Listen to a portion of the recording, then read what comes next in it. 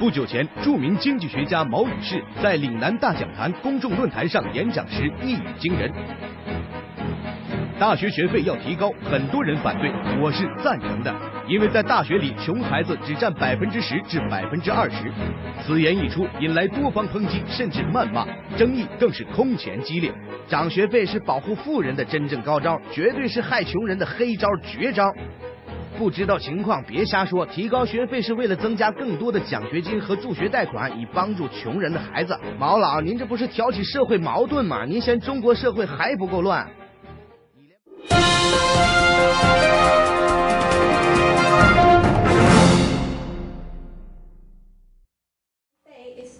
It's always a controversial issue.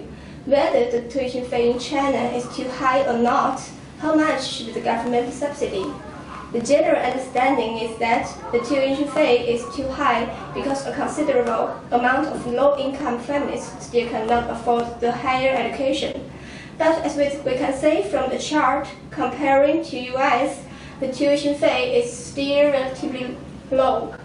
Today, we are very honored to have invited two experts to discuss on this. So, what's your opinion on the tuition fee in China? So the problem we are talking now is related to the government subsidy to higher education. And government, I think, is subsidizing the university education because the benefit from higher education are not totally going to the students themselves. If I remember wrong, according to the Vice Undersecretary of Education Department, China has spent 40 billion yuan on university education in 2008, and that the students' family took about a third of the total investment of the university education. So do you think now the tuition fee in China is high or low? Actually, I find it's quite low because the most important phenomenon you can see nowadays, a lot of university graduates just can't find a job. That is just because they are supplying too much. And supplying too much is just because their fees are low and students can afford to go to the university. As Elaine just said, she thinks the tuition fee in China now is quite low, so that there are a lot of undergraduates who could not find a job nowadays. So do you agree with her? For me, I think it's quite hard to tell because there are different criteria to measuring the externality.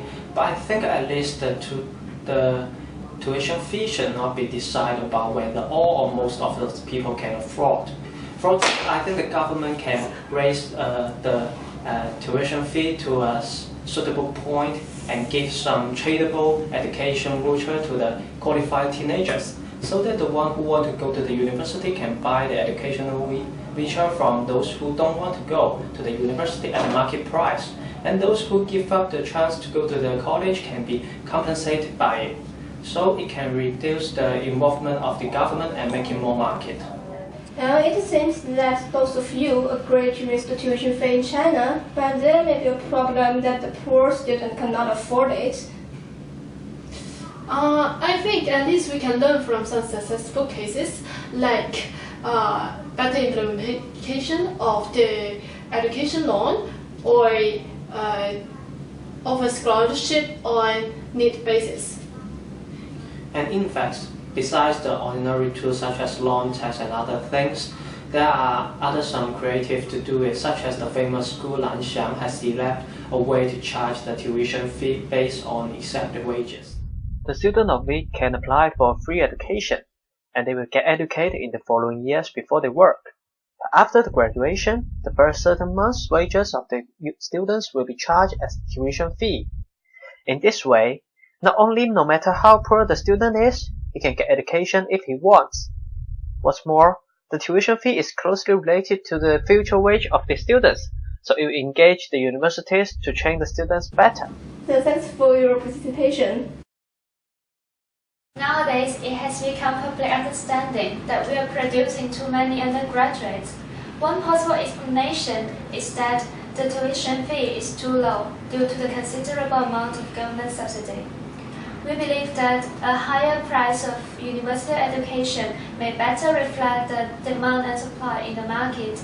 As for the equity problem, we believe that more policy should be adopted. For example, the education voucher and the need-based scholarship.